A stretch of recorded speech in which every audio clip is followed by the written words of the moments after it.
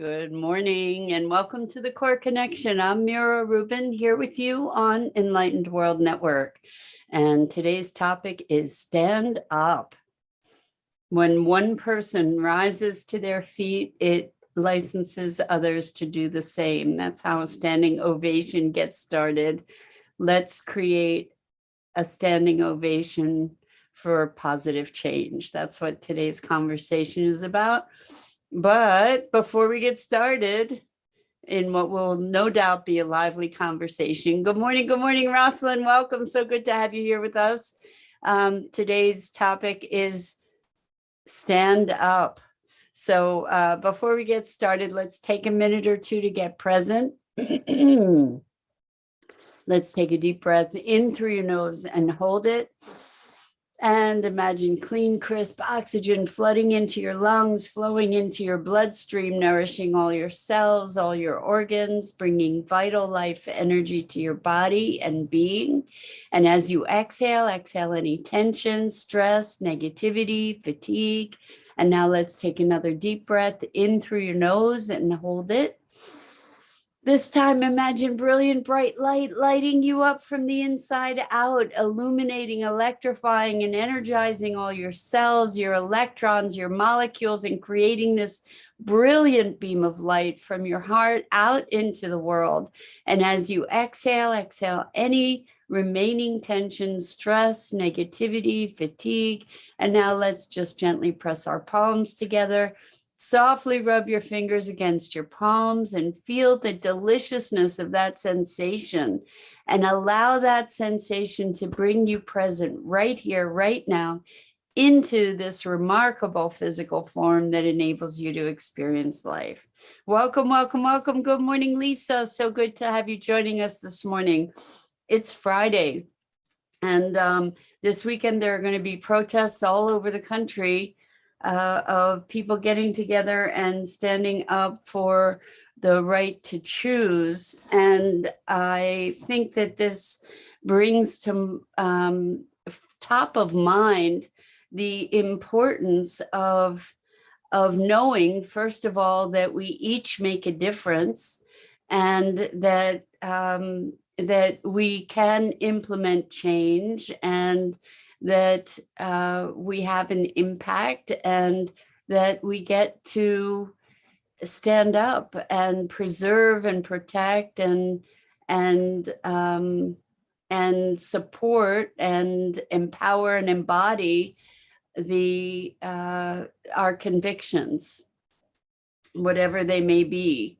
And last night on the Sustainability Now movie night, it's actually 2 hours, we had an amazing evening, and we aired the Awakening the Dreamer Symposium that is put out or that was created by Pachamama Alliance. And there was this wonderful full-length movie. It was from, I think it was from 2010 or 11. It was from a while ago, but and while the statistics quoted in the movie are outdated a bit, the power of it is profound. And what it's talking about is shifting our conversation about the way we live on the planet. And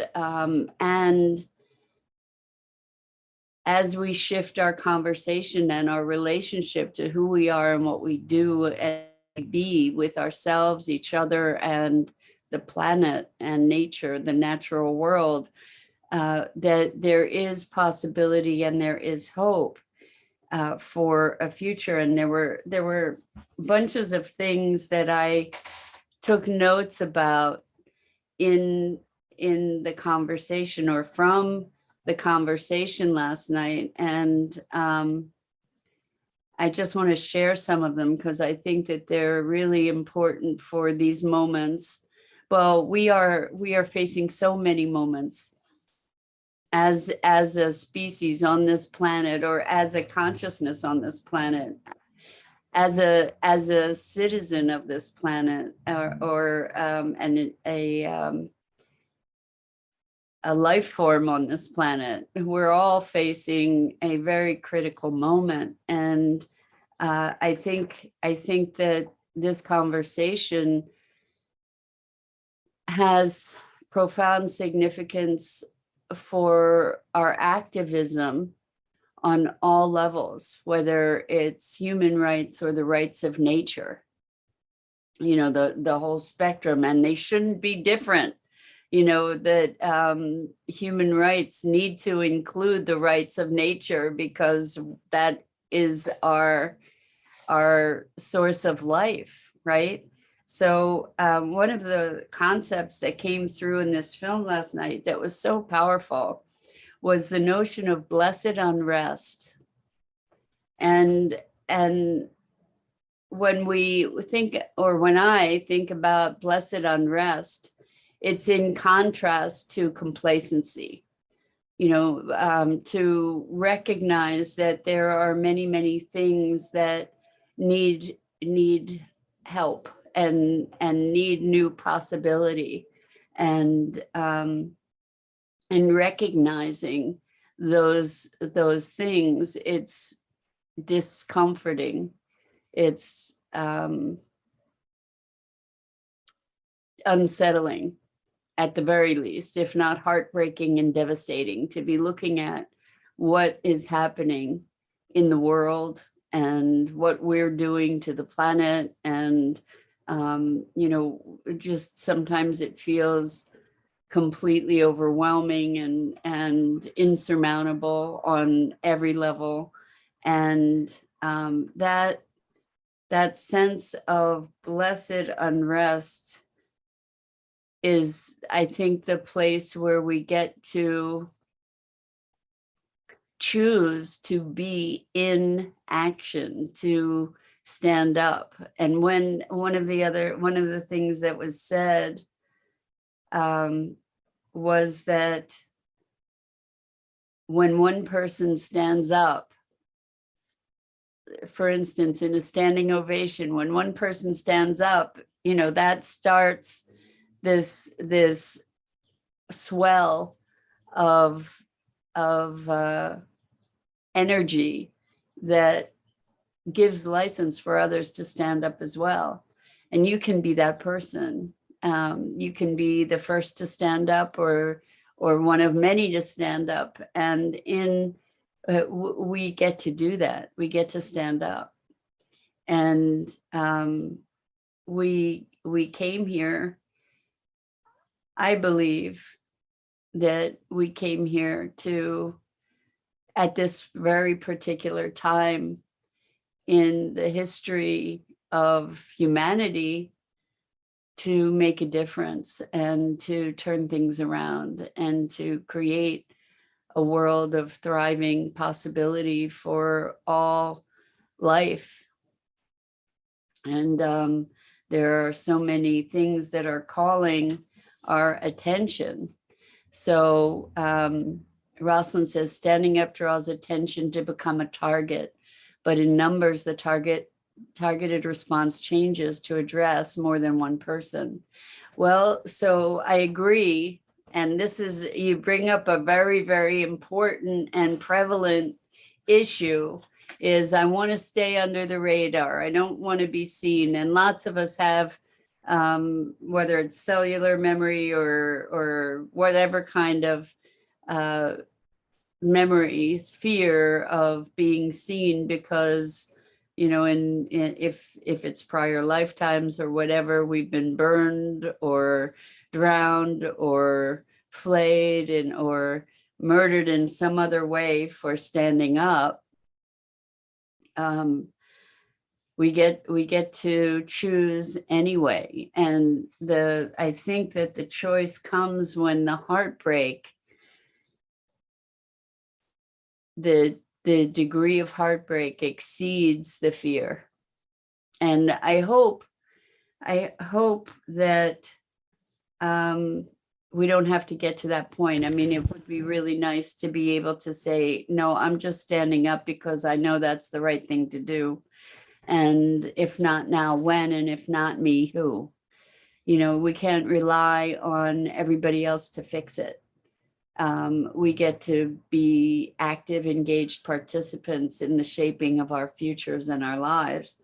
And so much of this, the movie, the Awakening the Dreamer, Changing the Dream Symposium, was about hope. And so I just want to go through one of the things that they talked about, what was in this film. It was really about the marrying of the genius of contemporary culture with the wisdom of indigenous peoples, and really what that came down to was the marrying of the genius of the human mind with the wisdom of the human heart. And these are the questions, these are the challenges that we're confronting daily. So Lisa says hope, not faith. Well, I guess I don't know how to separate the two, frankly. Faith might be faith in somebody else. Hope and faith could be faith that somebody else is going to take care of it.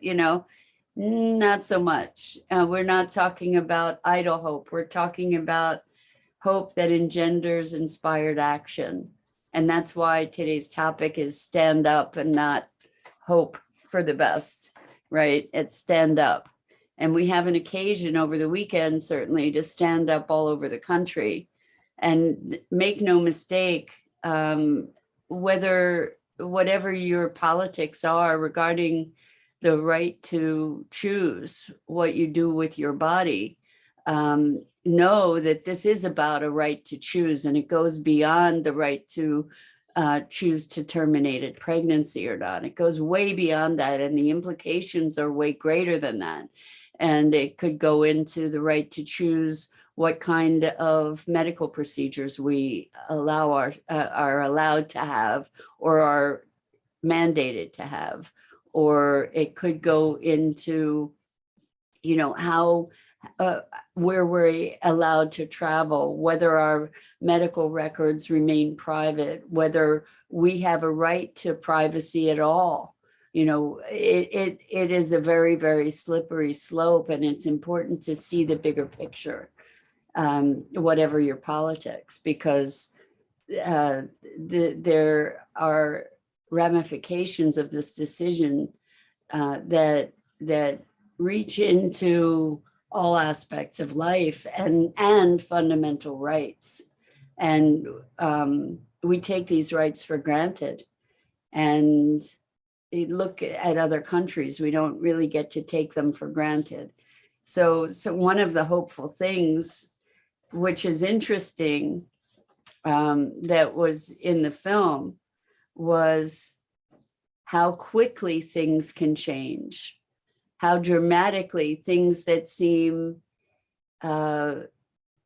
forever entrenched can actually change, like the crumbling of the Berlin Wall, the shift in apartheid in South Africa, the things that look like they're there forever, that there's an opportunity for those things to transform. And so I heard a similar sentiment on a call that I was on the other night that was so profound, talking about how in the course of, I don't know if it was how many years it was, how we have destroyed the food system in, I don't know if it was 10 years, 20 years, but that the hopefulness there was that we could turn it around in that same period of time. That if that much change occurred in such a short period of time, that's a hopeful sign that we can have unanticipated and unexpected transformations that just change everything. You know, when through the 60s, when school desegregation and desegregation in general, you know, no, it's not, absolutely not a perfect situation that we live in now, but things are very different. When women won the vote, you know, there are things that are sea change moments, and we are living in those moments now, in facing the climate, in facing our democracy, in facing our freedoms. We are living in that moment, and we get to stand up. And so one of the things that was spoken is, if hope is committed in action, to your point, Lisa, if hope or faith is committed in action, then there is hope in the world. You know, hope and faith without action is a moot issue, right? And one of the quotes was, you know, like, and this was all in the context of climate change and the devastation that we're facing on the planet, and the heroic effort, or heroic effort that it's going to take to turn things around. The conversation, the line that I just thought was so profound, is we have the opportunity, facing the destruction that we have wrought on the world, and having the opportunity to turn it around. We have the opportunity to live the most meaningful lives ever lived. So I want you to take a moment to allow that to sink in, that we have brought the world to a precipice of destruction. Truly, like our ability to survive on the planet. We have brought ourselves to the brink of destruction. And we do have the opportunity to turn that around on all levels.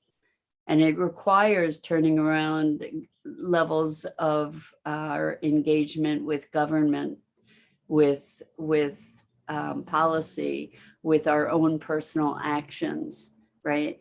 And if we are able to turn this around, we have the opportunity to live the most meaningful lives ever lived on this planet, to transform what we've created into what is possible.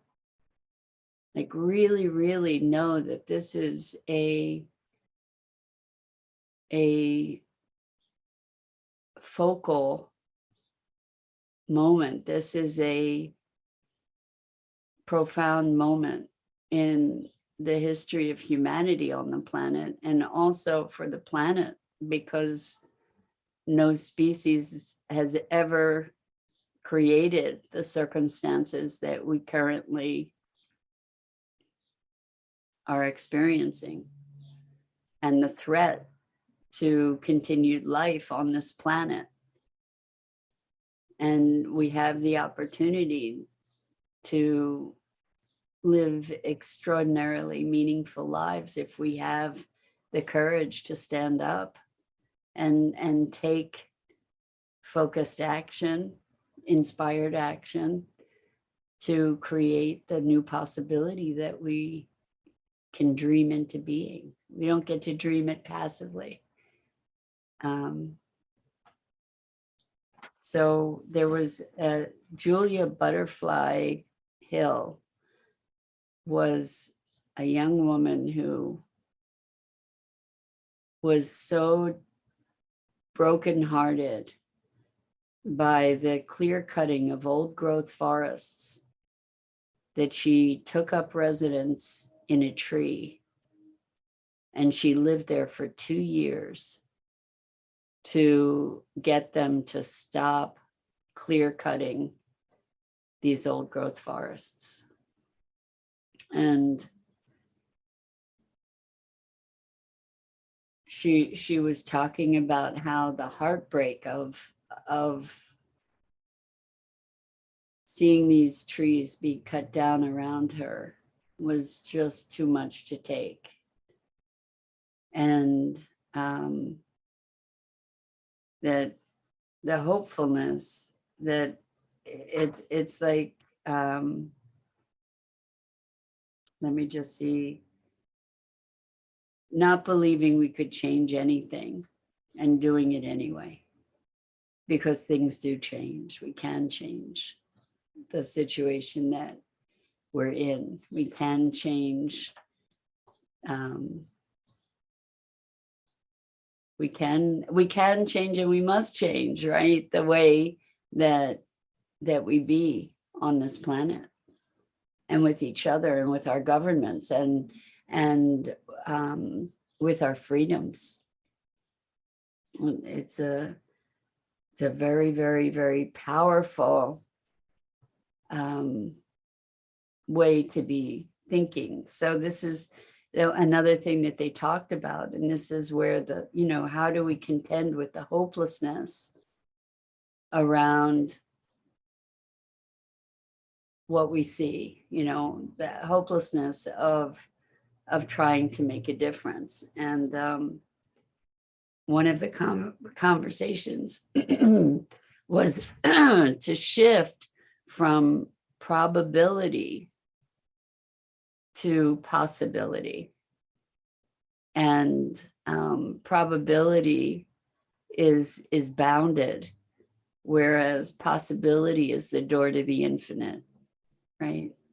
When we stop working with problems and we start focusing on possibility and what's possible,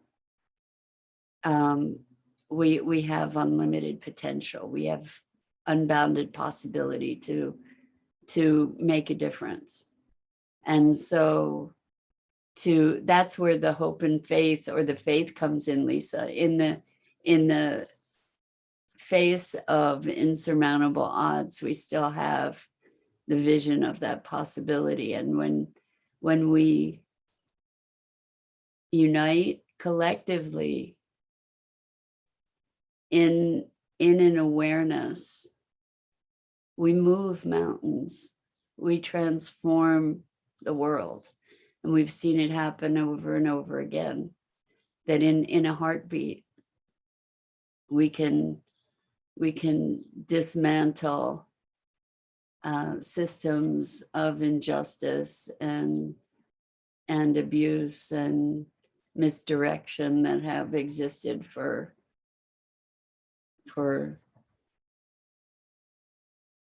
extremely long times.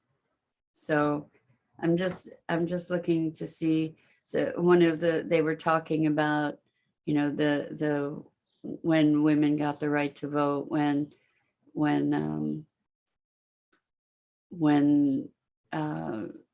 the desegregation really started happening, when the Berlin Wall crumbled, when that there was an astonishment about the unexpected crumbling, like how quickly truly things can change, things can pivot on a dime. And it's through our collective will and consciousness that we can have that happen. So we get to rise to our feet. We get to make a stand. We get to know that each of us makes a difference. And it can take just one person too. I mean, look at Gandhi. Look at the little girl who with great support decided that she wanted to go to the school that she wanted to go to, and she was Black and the school was white, and that set off a whole transformation. Look at Rosa Parks, look at Martin Luther King. There's so much that one person can do. And we are that one person, each of us, So we get to be the beacon of hope. We get to be the voice. We get to be the one that stands up and inspires others to rise. And that is a profound gift to recognize that we each get to play a part. We're here, we get to play a part. We all can make a difference in whatever capacity, whether it's with in the way that we show up in life, the way that we show up with our family, with our neighbors, with our community, with our country, with our world. You know, we each get to find our voice in this conversation. Rosalind says woodland trees like maple use their underground network to pump sugars to younger generations who might be struggling in the shade. We can build a foundation through our networks. Exactly, Rosalind, 100%. And I love that example. There is such a thing as a mother tree that feeds nutrients out through her progeny. It's really quite amazing. And we have that capacity and capability. And Bernadette says, when you have the masses of people, everything can change. Good morning, everyone. Good morning, Bernadette. So good to have you here with us. And so there are people who galvanize the masses also. And whether we're one of the masses or one of the galvanizers, we're probably one of the galvanizers on some level, you know, but we all make a difference. So I encourage you to take the opportunity to stand up and to be engaged and to make your voice heard and to know that we all collectively make a difference. Rosalind says, does anyone in your forest need a bit of help to find their patch of light? I think we all do, Rosalind. And as we all, you know, rise up, we get to share that light. So this is a call to your activism. This is a call to say, you don't get to be a spectator here. You know, you don't get to just sit back and watch the show. You are the part of the show. We all are. And I'm just looking to see if there are any other quotes here. We can't have peace on earth unless there's peace with the earth. So we have the greatest opportunity any generation has ever faced. And then the hopeful underlying faith is that it's a moral universe, despite appearances to the contrary. And yeah, so this is a call to action, you know, engagement. Be a part of it, be engaged, be committed to the vision of possibility, you know, and let's not just focus ourselves on fighting what doesn't work. Let's be putting our attention and our energy on what does work. Let's source that and be a source of possibility and potential. So we do have the opportunity to live the most meaningful lives ever lived in any time in human history. So be engaged and get active this weekend. Seriously, there's a lot that hangs in the balance that isn't quite obvious.